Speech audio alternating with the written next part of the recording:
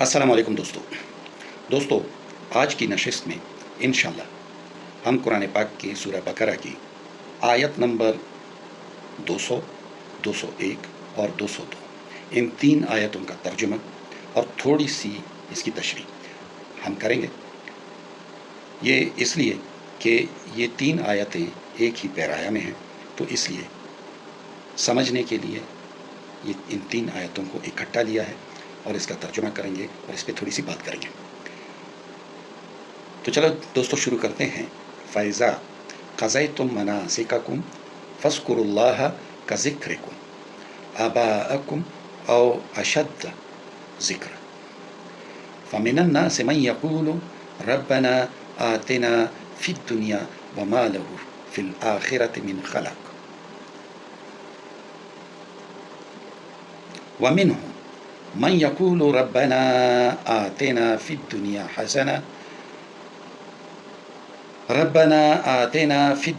حسنة وفي الآخرة حسنة وقنا عذاب النار أولئك لهم نصيب مما كسبوا والله سريع الحساب۔ یہ تو وہ تین آیتیں تھیں جن کا ہم نے ابھی ترجمہ کرنا ہے۔ تو چلو دوستو شروع کرتے ہیں ترجمہ۔ فَإِذَا پھر جب، قَضَيْتُم مَنَاسِكَكُمْ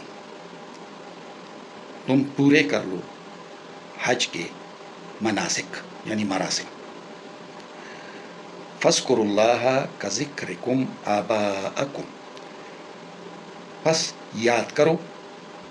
اللہ کو، كَذِكْرِكُمْ جیسے کہ تم یاد کرتے ہو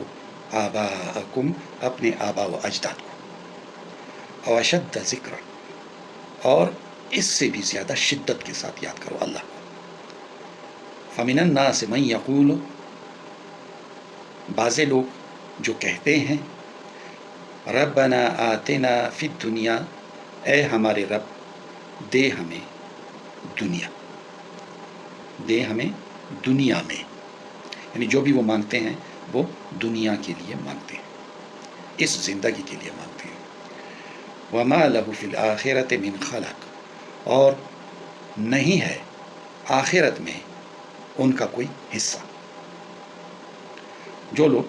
اس دنیا کے لیے مانگتے ہیں ان کا پھر آخرت میں کوئی حصہ نہیں۔ وَمِنْهُمْ مَنْ يَقُولُ رَبَّنَا آتِنَا فِي الدُّنْيَا حَسَنَةً وَفِي الْآخِرَةِ حَسَنَةً وَقِنَا عَذَابَ النَّارِ اور تم میں سے یا ان میں سے جو لوگ کہتے ہیں اے ہمارے رب دے ہمیں دنیا میں بھلائی، وفی الآخرۃ حسنہ اور آخرت کی بھلائی، وقنا عذاب النار اور دوزخ کی آگ سے بچا ہمیں۔ اولئک لہم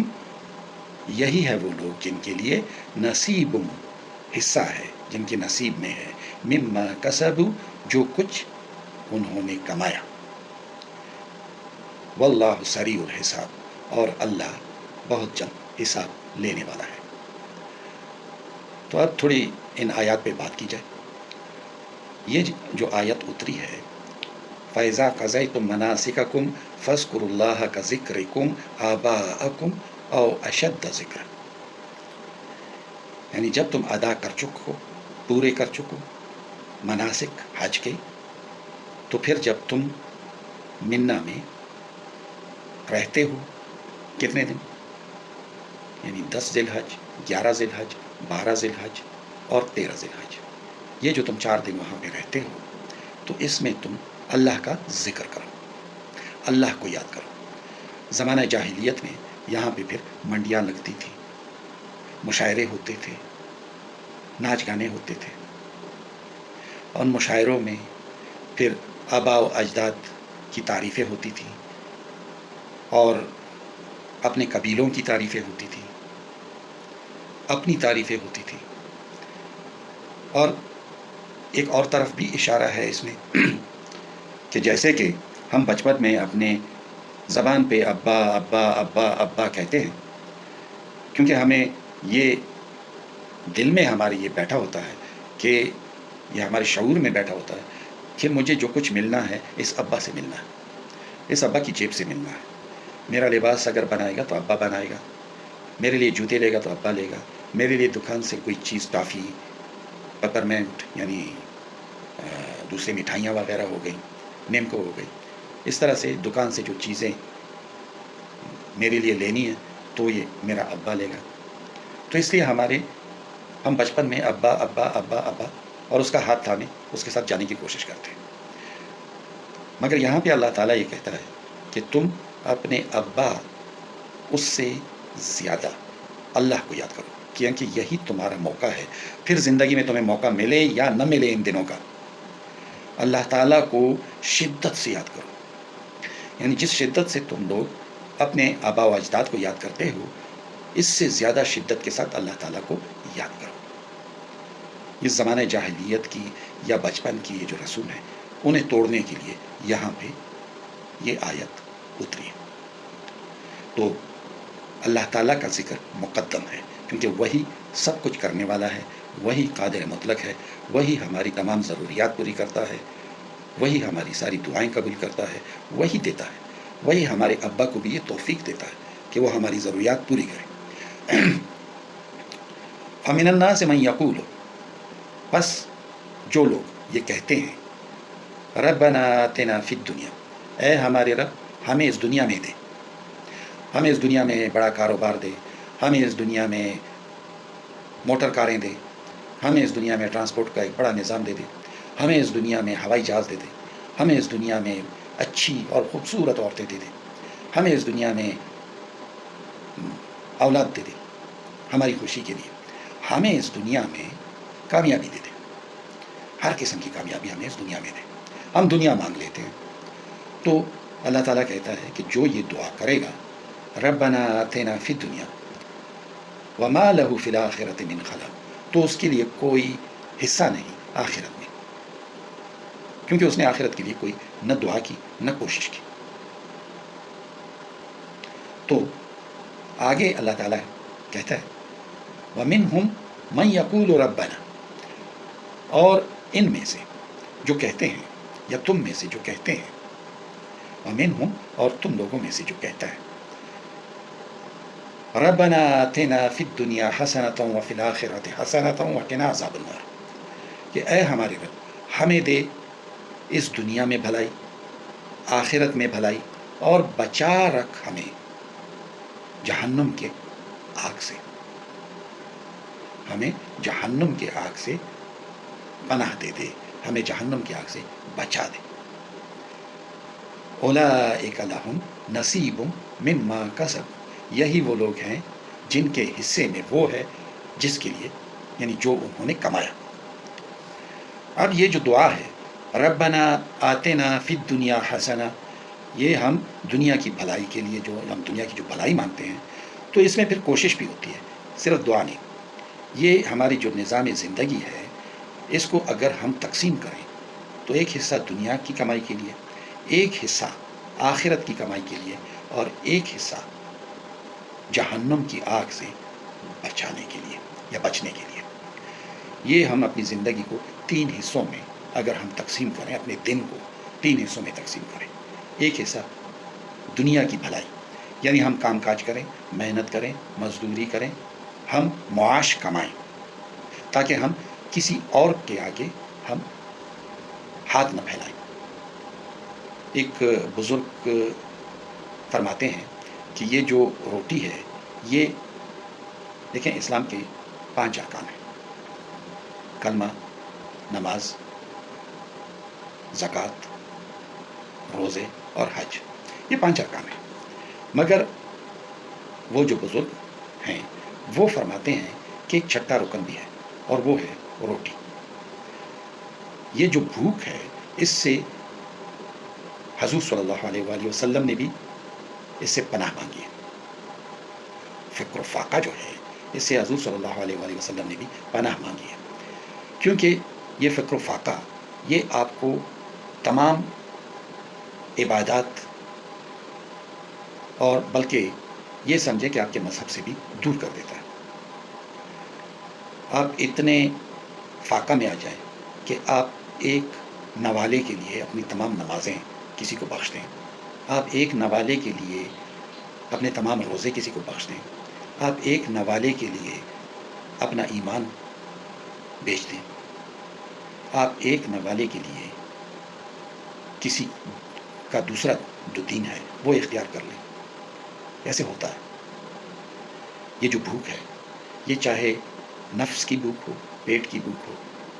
یا ہرس کی بھوک ہو، اس سے اللہ تعالیٰ بچائے۔ دن بھر میں اپنی محنت مشقت کریں اور جو کچھ ملتا ہے اس پہ صبر کریں۔ یہ ہے، یہ جو تعلیم دی جا رہی ہے وہ یہی، ربنا آتنا فی الدنیا حسنہ، یہ جو دنیا کی بھلائی ہے وہ اسی میں ہے کہ ہم قناعت اختیار کریں، جو کچھ ہم اپنے ہاتھوں سے کماتے ہیں، معاش کے لیے جو ہم جدوجہد کرتے ہیں، حق حلال، تاکہ ہم کسی دوسرے کے سامنے ہاتھ نہ پھیلائیں، یہ دنیا کی بھلائی میں آتا ہے اور یہ آپ کے ایمان کو بھی بچاتا ہے۔ وفی الآخرۃ حسنہ، یعنی آپ ایمان کو بچانے کے لیے محنت مزدوری بھی کرتے ہیں اور ایمان کو بچانے کے لیے آخرت کی بھلائی چاہتے ہیں، تاکہ یہ ایمان آپ کو آخرت میں کوئی فائدہ دے۔ اور اس کے لیے پھر کیا ہے کہ ہم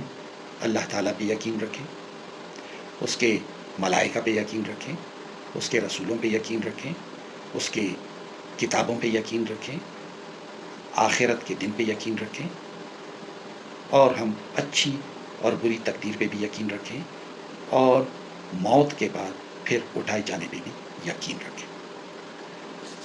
اور جب ہم اللہ تعالیٰ پہ یقین رکھیں گے، اس کی کتابوں پہ یقین رکھیں گے اور اس کے رسولوں پہ یقین رکھیں گے، تو ہم ان کے بتائے ہوئے طریقے جو ہیں، ان کے بتائے ہوئے باتیں جو ہیں، ان کے احکام پہ ہم عمل کریں گے اور اسلام کے جو ارکان ہیں انہیں پورا کریں گے۔ یعنی ہم 5 وقت کی نماز پڑھیں گے جو ہمارے اوپر فرض ہے، یہ آخرت کی بھلائی ہے۔ 5 وقت کی نماز پڑھیں گے، ہم روزہ رکھیں گے، ہم زکوٰۃ دیں گے، ہم حج کریں گے اور ہم کلمے پہ قائم رہیں گے، تو یہ ہماری آخرت کی بھلائی ہوگی۔ اور پھر وقنا عذاب النار، اور جہنم کی آگ سے چھٹکارا پانے کے لیے